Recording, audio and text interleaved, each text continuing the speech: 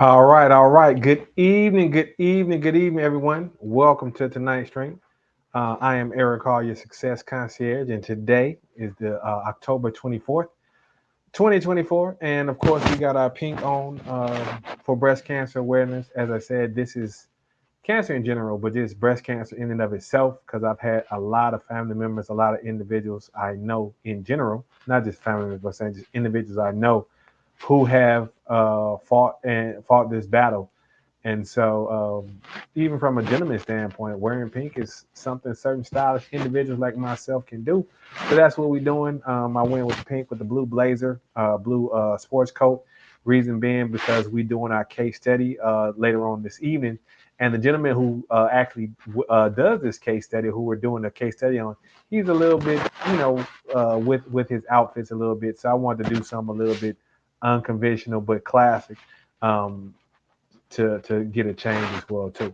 So let's see what we got going on in the chat. We got Miss Mobley. Hello, good evening, welcome. Make sure y'all hit the like button when you come in here. Welcome everyone to the stream. And yeah, we just rolling right along, man. We are almost at the year's end. We fully entrenched into the fall season. Depending on where you are, you're gonna see the leaves changing. You're gonna see the colors changing. You're gonna see a lot of that going on as well too. Um, so yeah, that's what we have going on as well. Let's see what else we have going on in the chat as well too. Um, but I'm really excited about this time of year because this is family time, coolness time, people coming together. So that's always good there. Let me check what we got going on here. Excuse me. Just checking my stuff here. But anyway, yeah, so we got a lot of that going on. Of course, you can really expand and get into your fragrance profiles. Um, it's that time of year, and some people they're looking at measuring how their progress was throughout the year, closing everything out. So that's definitely a good thing. Definitely something that you want to look into. But I know what y'all waiting for. Y'all waiting for this right here, the scent of a day. As you can see right here, we got rose pink for the last month. I like this bottle. It's Bond Number 9 Chinatown. It's cool because it's pink on white over here, and then on this side, it's inverted white on pink. And it's called Chinatown because it smells like a China shop, which has a little rose, little calm and soothing thing. It can be feminine. I like it because I can pull it off. But yeah, it can be unisex as well too. So let's talk about the different types of place you can wear it. So gentlemen and ladies, you can wear this in the office because it's light, but it's subtle, but it also attracts people's nose. And so for ladies, if you're out there and you work in the sales profession or you want to get people to follow you, move their direction, this is a good for that. Gentlemen, evening time, networking, even you can wear this date night just to give a different little flavor and flair to it. You can definitely pick that up as well too. So I am Eric Hall, your success concierge, and what I like to do is I like to put people in position to achieve their desired outcomes by mastering the ABCDs of image. You never get a second chance to make a first impression. And so if you don't make a good first impression, your opportunities, your money, your potential is going to go to someone else. And I want to help you avoid that. So what I do is I make it simple. You connect with me, we work together, and I put you in position to achieve your desired outcomes. Work with individuals as well as businesses. Some great clients that I'm working with, really helping me stretch myself, learn, grow, as well as flex those muscles as well too. So that's what we all about over here. But yeah, let's see what's going on in the chat. You can super chat your questions out. We just finishing strong. That's what it's all about. I mean, we got a lot going on in the news. Election season. I know y'all like to get me with those type of questions. Basketball season just kicked off. Football season is about a quarter through. So yeah, we moving along. College as well as professional. So we're gonna get into it, right? So let's get into the topic. Um, okay, so we're talking. The topic is getting your point across. All right, as well, and so A lot of people, when they think of image and style, they think only of the style portion and not of the substance portion, right? And as I say all the time, to truly be on point, to truly master your image, to master these things, you must master the ABCDs of image: the appearance, behavior, the communication, and the digital footprint, and have congruence in that. All right. And this is how you get people to listen, how people to take action and value what you say. All right. And so this is one of the reasons why I chose Skip Bayless, because he's an individual who is very opinionated, but a lot of people may know him recently because, what he talks about, well, recently with Shannon Sharp. Or you may know him as talking constantly about LeBron James or whatnot. But Skip Bayless is someone who has put in a lot of work. He's had a lot of success. I see people all the time say, "Oh, well, if LeBron retires, you won't have nothing." Skip Bayless has been doing this a long time. That's why he's able to be as controversial as he has been. He's always been someone who pushes the envelope, but he doesn't just do it to be clickbaiters or just say, there's some substance, some hard work, some dedication with that. And that's why it flows over better and it fits his personality. And why is that important to other individuals? All right. Because when we talk about style, personality, image, you want to bring what's in here out here, right? And so, are you a shell, like you really an empty suit, or are you really exemplifying that, right? Are you really being authentic? And people can see that, whether that's as an individual in your dating life, or someone from a business standpoint, or even just an individual out and about being who they are. So that's why that is important, and that's why it's important to put in the work. We see that a lot with media. Some people are just thrust in the spots, and they push narratives, they push talking points, but it doesn't have substance. So that's why it's important to do the work so you can, in fact, get the outcome. So that's what we're going to talk about this evening, right? Um, yeah, let's get into this. So let me go ahead and pull this up here. Let me see what's going on in the chat. Y'all make sure y'all hit the like button as y'all come in. Your success concierge, it just came from a networking event running in from that, because I live life out here in the field. So I met some people, and I'm always doing things to connect and meet individuals to, one, expand my network, but also have fun, enjoy life, because life doesn't happen here, it happens out there. So that's what we want to do. But we're going to go ahead and get into the case study. Let me go ahead and share my screen, check my audio, check everything else. And we're going to get into this. Hold on one second. Let's see here. All right.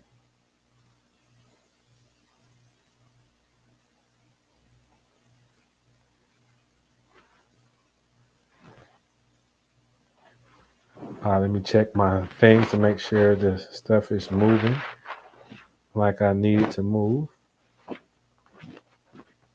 Give me one second here. I know there's a delay.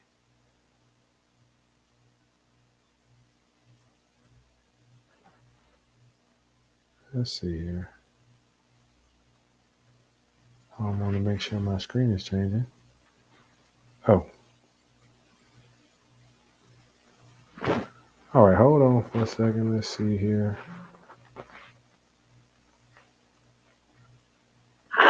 All right, hold on for a second. All right, cool. Yeah, my audio's okay. Well, we're gonna go ahead and get started. So, I am Eric Hall, your success concierge, and today our case study is on getting your point across. Our case study is none other than Mr. Skip Bayless. So let's get started. All right, so Skip Bayless. He's a much older gentleman. I guess my first slide went away, but anyhow, he was born in Oklahoma City.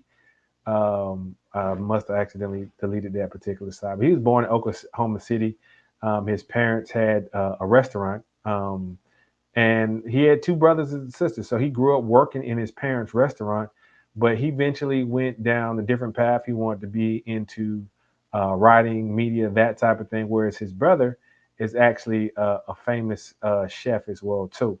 I think his name is Rick Bayless, but that is on the other slide that got missed up. But anyway, so Skip played basketball. You see like him there. And the interesting story, Jalen Rose talks about his basketball, but he played basketball and baseball as a youth.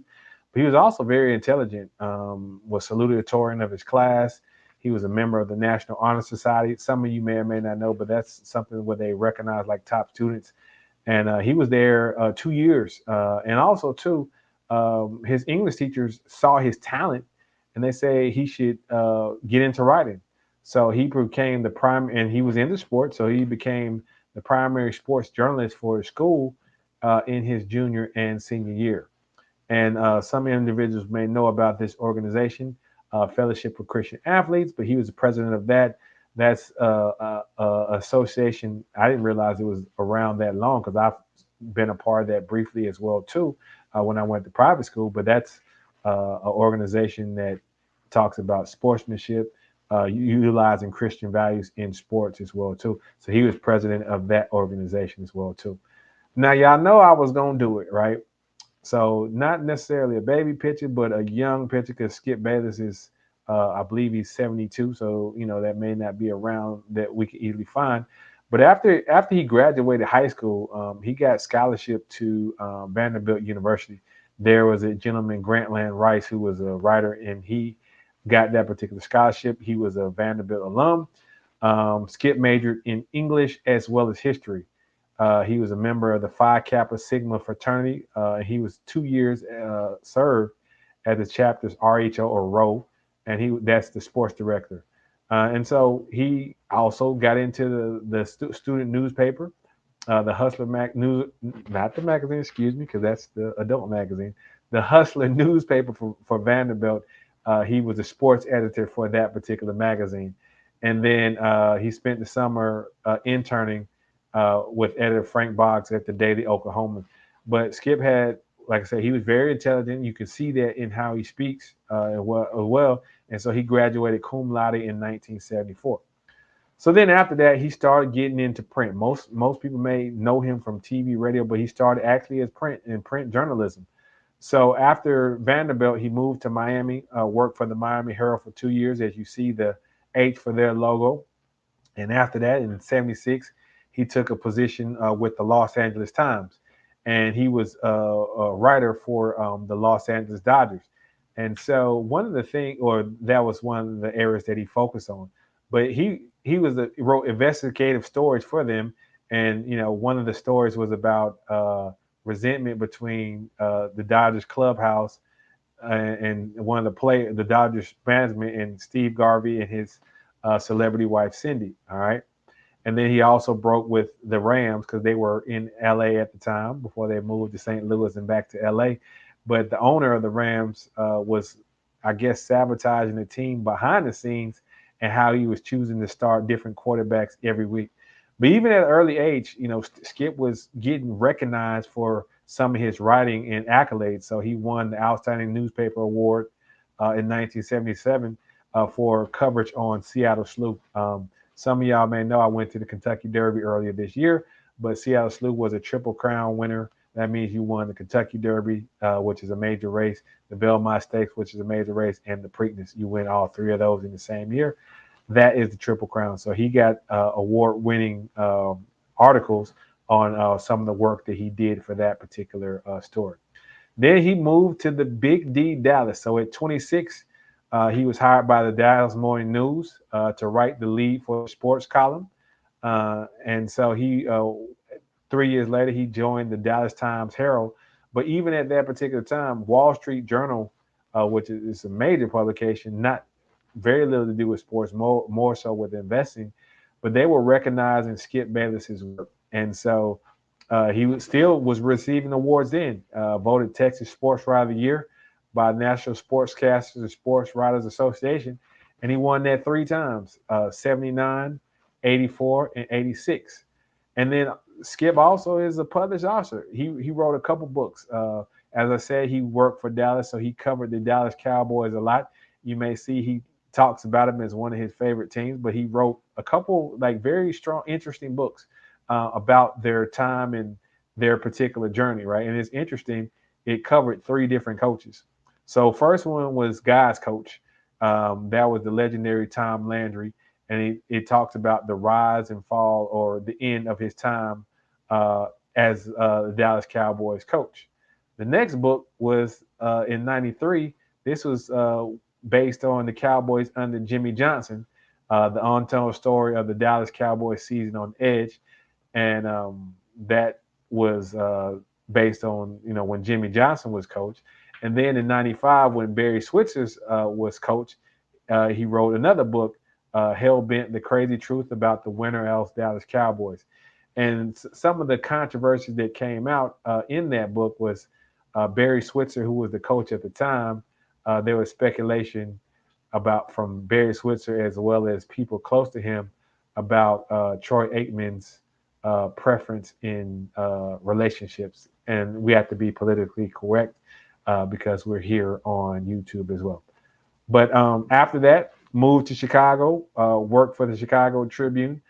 He talks very heavily about his time covering the Last Dance year, the '98 Bulls, and he did that after spending 17 years in Dallas. And even in that short time in Chicago from '98, he won like 3 different awards. He won the Ligasaur Award for excellence in sports column writing, presented by the Chicago Headline Club. He was Illinois Sports Writer of the Year, by sportscasters and sports writers. He left the Tribune in 2001, and also too he did work for Sports Illustrated. So while we're going through this, I like people who don't may know Skip's history, you'll see that he's put in a lot of work and had a lot of success in other areas leading up to where he is now and where many of you have been introduced to him. All right. So then this is radio. I had to get a good picture of that right there, right? So this is in his time in Dallas. He did a 2-year stint working the evenings from 6 to 8 Monday through Friday on KLIF, and that's the ticket that is still here. The KLIF, excuse me, that's a different radio. And then he became an original investor in one of the Fort Worth radio systems, KTEC, which is the ticket. And he hosted his own show from 6 a.m. to 9 a.m. Monday through Friday, and that was from '94 to '96. All right. So in the mid '90s, he started being a guest on ESPN's The Fabulous Sports Babe show. Nancy Donnellan, who was a pioneer in that she was one of the people who kicked open the door for females to be in sports radio, sports broadcast, and what you see now. And then he also made regular appearances on the Chet Kopic show, the Sports News Radio, after moving to Chicago in '98. And then some of you may remember Jim Rome, who had a radio show. So he was a primary guest on that particular show as well, helping Jim Rohn out on the radio before getting into TV. And then he hosted a weekend show on ESPN Radio, which aired until 2004. And that's when Skip Bayless converted to full time on TV. So already what we're seeing is Skip Bayless is a talented writer. He's talented on radio, meaning he can hold an audience, hold a crowd, uh, do those types, be very entertaining. So let's talk about him getting into TV. Man, I remember this show, The Sports Reporter. That's Skip Bayless right there in the middle. He was a panelist on the Sports Reporter show, started in 1989. He started joining there in 1989 and was a regular guest over the next 10 years. And the interesting thing about that, like the Sports Reporter show was, I wouldn't call it sports debate. It was more like sports conversation and commentary. They may have a topic for that particular week because it wasn't like every day. But that's kind of like some of the precursors to what you see now where you have sports debate, sports topic. All right. And so in '92, he won the member of the Knights of the Round Table, which was NFL Prime Time, NFL Prime on Monday, which Mitch Albom, which some of y'all may remember talking about the Bad Boys out of Detroit, and then Mike Wilbon. Another thing I didn't know, Skip did major golf championships for the Golf Channel in '99 to 2000. And then in 2001, 2002, he made regular appearance on Jim Rome's The Last Word on Fox Sports Net. And then some may remember the Best Damn Sports Show, period, with Tom Arnold and some other individuals. He was a regular guest on that particular show right there. But then he started at the worldwide leader at ESPN. So Jim Rome, who Skip was working with on Fox Sport, he moved to ESPN and took his show Rome is Burning, and he went over there with Jim Rome as well too. And then ESPN had a segment, old school, new school, which was only a Sunday morning debate on SportsCenter, and that featured none other than him and Stephen A. Smith, and that's when they initially started doing some things television wise. All right, so yeah, as I said, they pioneered sports debate. In 2004, he was hired full time by ESPN, and you see some of the pictures here. First and 10 and cold pizza. So you see him and Woody Page and Jay Crawford, and then down the bottom you see when it went over the first and 10, and then you see him and Stephen A. Smith when it went to first take. And also during that time, he would write columns for ESPN.com.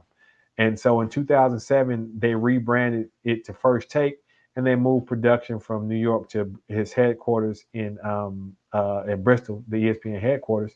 And then 5 years later, Stephen A. Smith joined, and they just had a lot of magic, a lot of chemistry over the next 4 years of that time. They had a long respect for each other, and still do to this day. But they performed magic, and I think that's one of the things that set the trend for what we see now in a lot of the sports debate that wasn't as really prevalent at that time. So April 2016, Bayless decided not to resign with ESPN. They let his contract expire. So he did his last show on June 21st, 2016. And that was his last appearance on First Take. And then he eventually moved to Fox Sports, right? So he debuted Undisputed, him and Shannon, you see down there. He saw a lot of talent, a lot of promise in Shannon, and he gave him opportunity. I did do the case study on Shannon Sharp, so you can check that out. But Shannon went and just ran with the ball because he has an amazing work ethic as well too, and that's why he had a high level of confidence within him. All right. So March 21st signed a 4-year, 32 million contract extension. But there was a meeting of the minds, and Shannon Sharp decided to leave. Now there's a little bit of controversy around that because Skip recently came out and said that he didn't want Shannon to leave, and it was more so a network thing, and he felt like he wanted the network to do more to keep Shannon, but they decided to part ways, eventually asking for a buyout. And also, too, according to Skip, him and Shannon, they were on good terms. Like they've had heated debates. He knows on that particular day it got a little tense, but they would always take a break after each segment and kind of decompress, relax, and whatnot. So he felt like he was kind of blindsided a little bit like by that. But again, Shannon Sharp has an amazing rising star, done some amazing things. So he left Undisputed in 2023 after the finals. And a few weeks later, they relaunched with people like Paul Pierce, Keyshawn Johnson, and Michael Irvin. But the show didn't do well. And so Skip ended up leaving the network. And on August 2nd, that was his last day on the show on the network. And then I think they ran replays for the next 2 weeks. And then they eventually canceled the show. But, you know, film wise as well too. They've done a first and 10 segment in the movie Rocky Balboa. He appeared in the Pony Express movie, a documentary on ESPNU. You may remember that. That's about the SMU football team that received the death penalty in sports. I don't think another team has gotten that since then. But the death penalty in college is where you're just banned from playing because you violated some NCAA rules. I'm guessing around finance and such and so forth. I doubt we'll see that again, just because we have the NLLs and they have more leeway with that.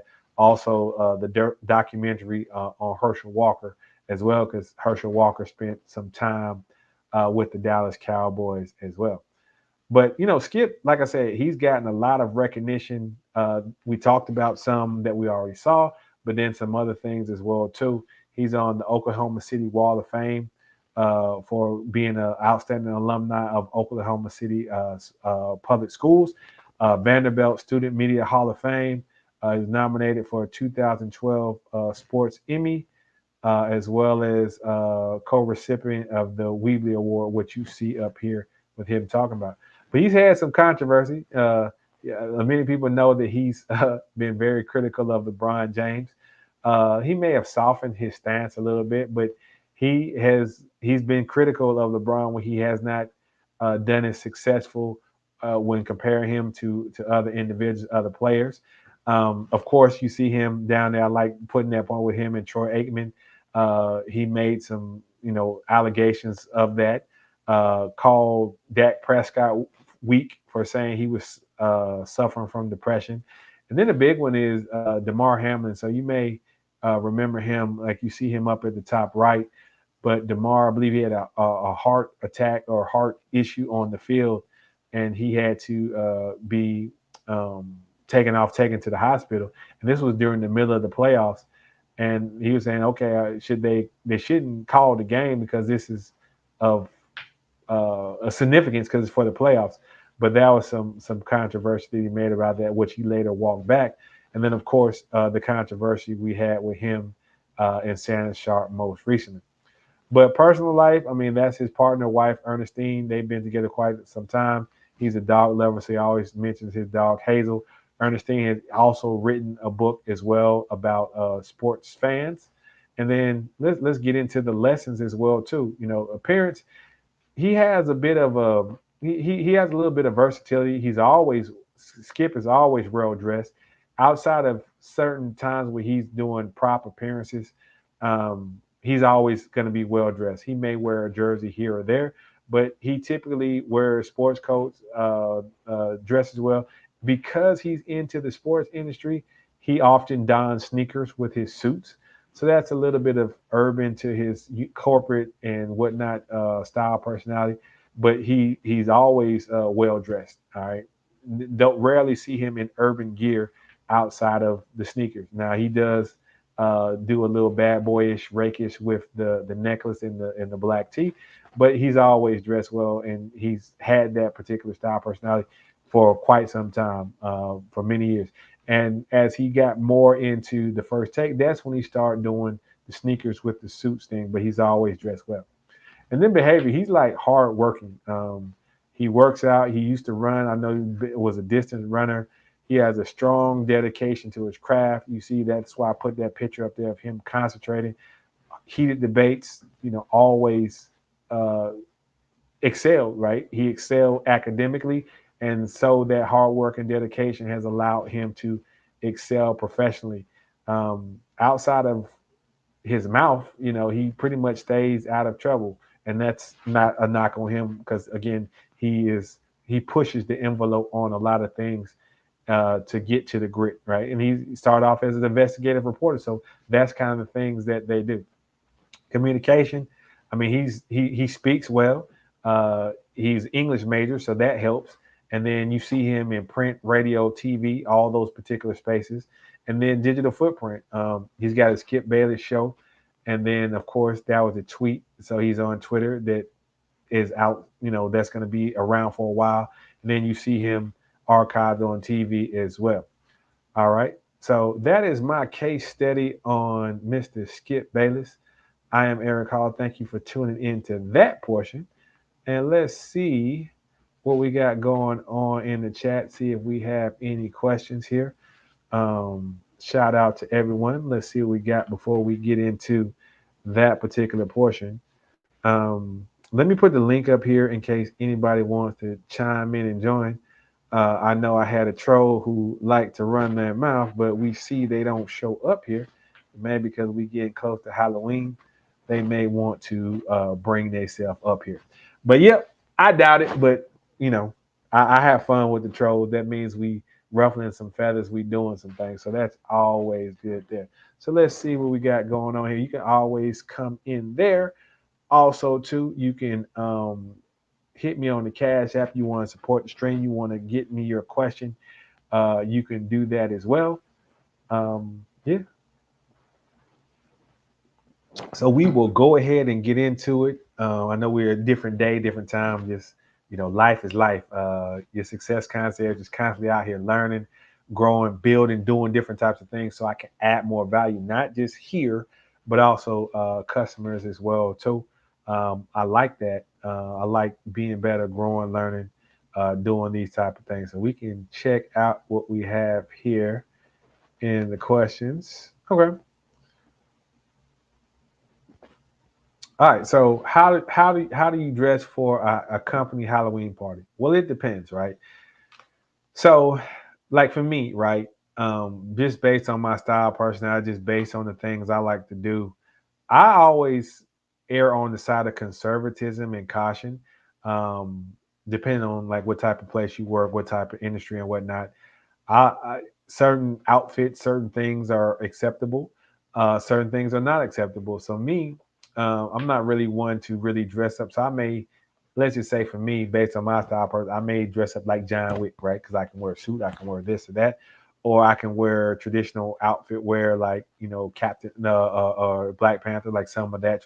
I do things like that that doesn't really require me to be too far left. Now, each person, again, I would have to know more about you, more about your organization as well too to give recommendations. But you want to be tasteful, and I would always lean on the side of caution. And the reason I say that is this, right? In corporate world, corporate America, people make judgments about a lot of things. All right.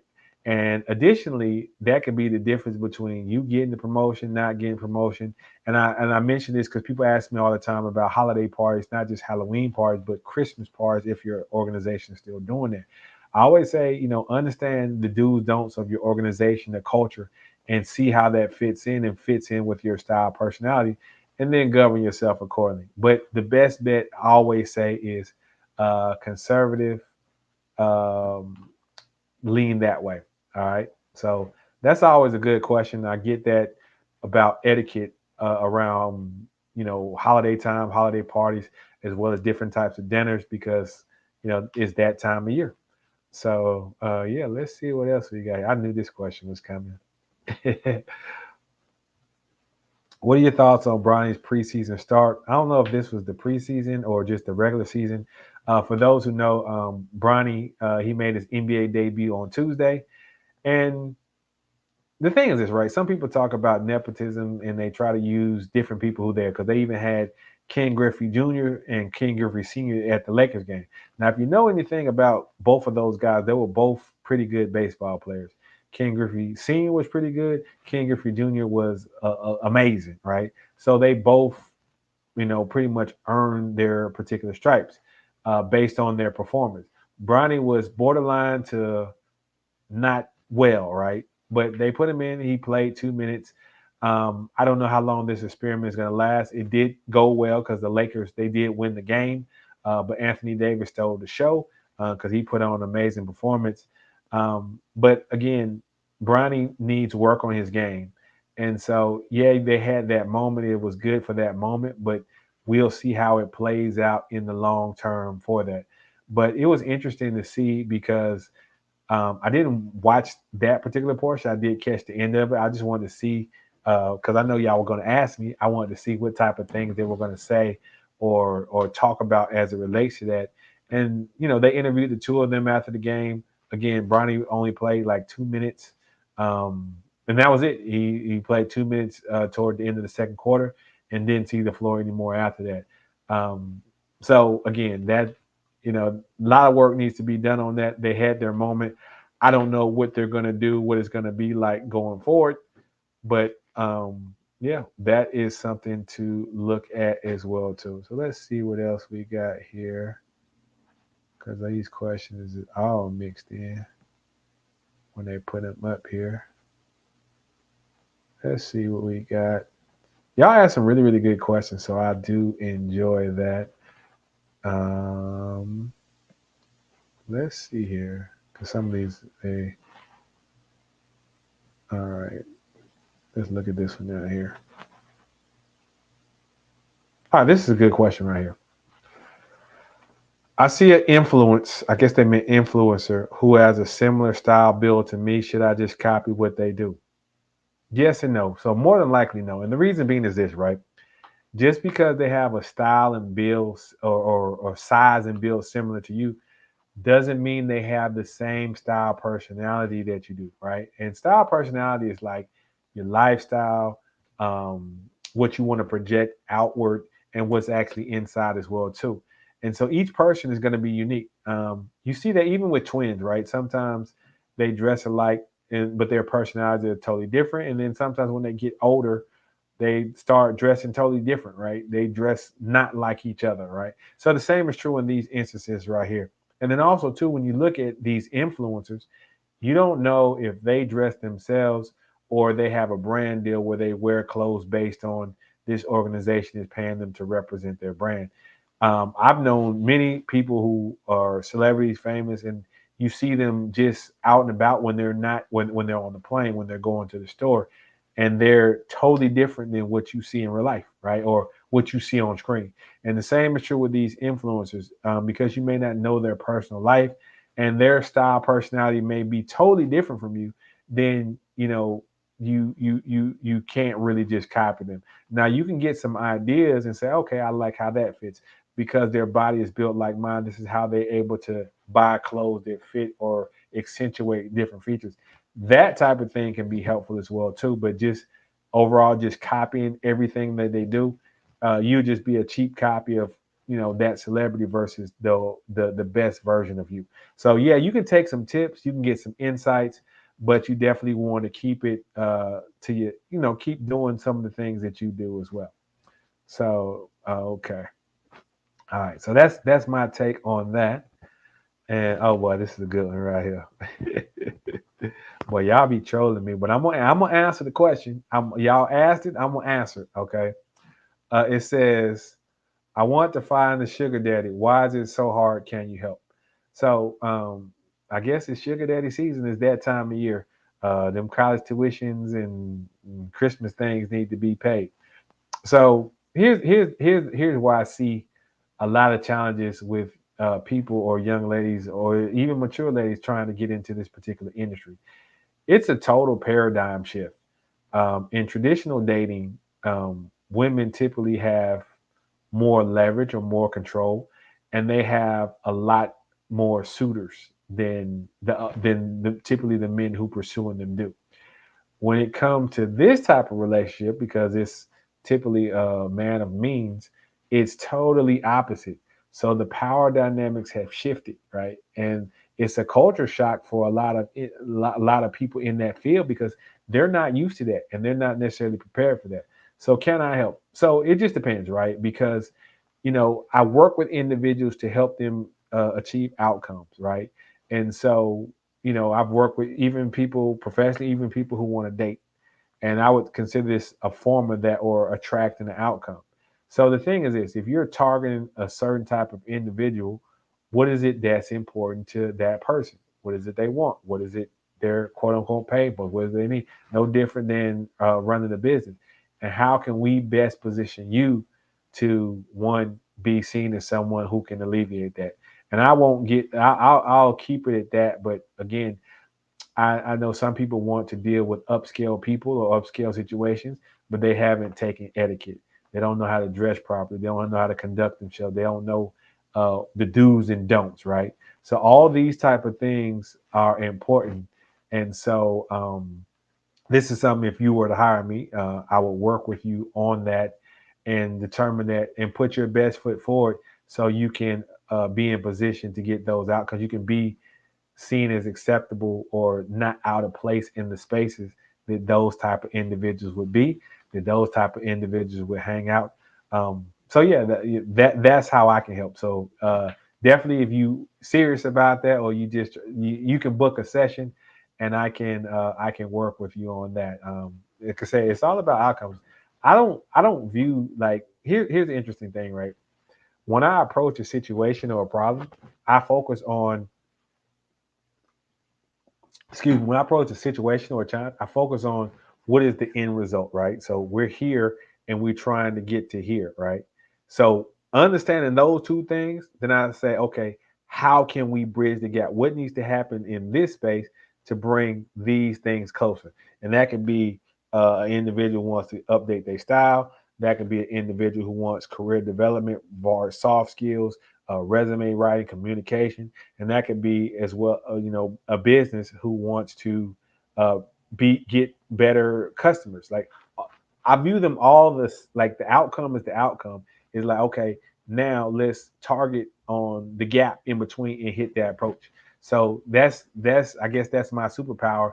I can work with you. So yeah, you know how to find me on Instagram. I am Eric Hall. YouTube, you can send a message and we can chat, go from there if that's something that you are interested in doing. All right, and this is a good follow up question as well too. What age ranges do you work with? Um, I tip like I mean on the low end, I really don't have one.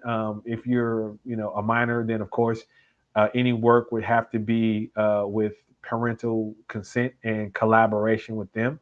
Because I get people come to me and say, okay, I have someone in high school, someone in college, someone they need this or that, or I want them to be better so they can position themselves. And I can definitely work with them on that. Because again, like I just said, it's about where you are and the outcomes that we want to take, right? Or outcomes that we want to get.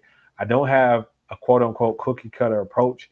The only cookie cutter thing I do is my level of inquiry of how I understand your needs, your strengths, the areas that we need to improve, and what we need to do to get done. Like that doesn't change.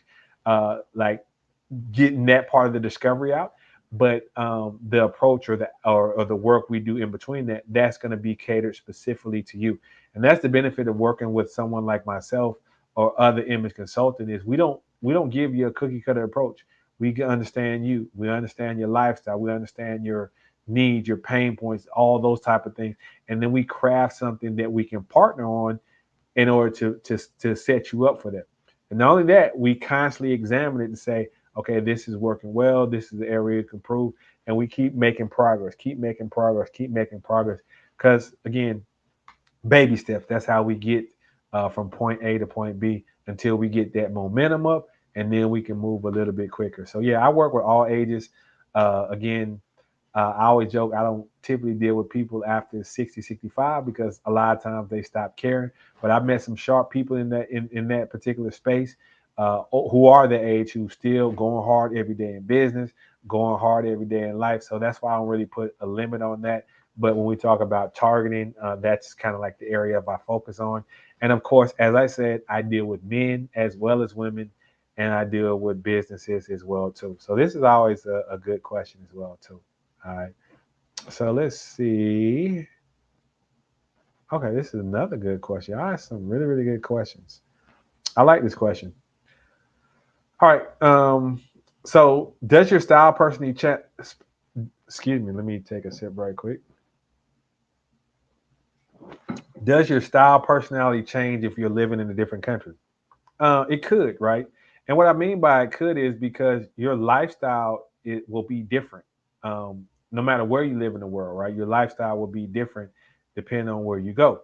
You can have a successful person in U.S.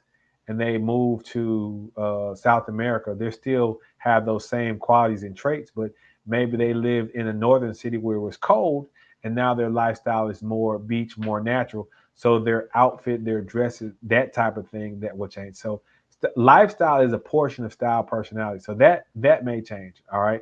But your basics will remain again, depending on what your mindset is in that type of shift. And I use that for example is because you can go and look at different cultures, like a traditional European or American suit, something like this. Then you go to South America to be something different and still be what their version of a high end or luxurious garb is. Then you go to the Middle East, you go to Asia, same type of thing. So the outfits per se may change on how you meet that needs. So that's the one variable as well too. But again, your lifestyle could change. You could be going from manual labor to office work, or going from office work to beach work. So all those type of things that we have to take into consideration. But then we go back to the three rules. Okay, when you get an outfit, where are you going to wear it to? All right, this part right here, what's the message that you want to send? Because different things, outfits mean different things in different culture. So let's focus on that right there. Then, of course, the value add or the cost per wear. You may be in a warmer climate, so you don't need overcoats, or you may just need a light jacket. So, but the key thing is the second part. What's the message that you want to send? All right. And so when you get to a new country and you have a new culture and they have different rules, regulations, standards, those are things that we look at for if you move to another. I know we have a lot of people who we got the passport bros, we got the digital nomads, people who want to work and live all over the world. Absolutely, do your thing. And again, as I said in the previous question, we don't take a cookie cutter approach. We customize something specific to you. And someone like myself, I would research the culture. I'd say, okay, this means this and that, because different things, languages mean different things. And so we would craft solutions based on that as well too. And your success concierge is international. I have people all over the world who tune in. I check my analytics. I've seen people in Europe, seen people in South America, seen people in like all over. I get analytics from people who want to tune in. So thank y'all for supporting. We definitely appreciate that. All right, this is a good question right here. In the coming year, who do you see winning? In coming years, I guess, who do you see winning out? Legacy media or independent journalism? Personally, I see independent journalism, and the reason I say independent journalism is because one of the questions that people asked me before was about the overall level of distrust that there is for media, certain types of things.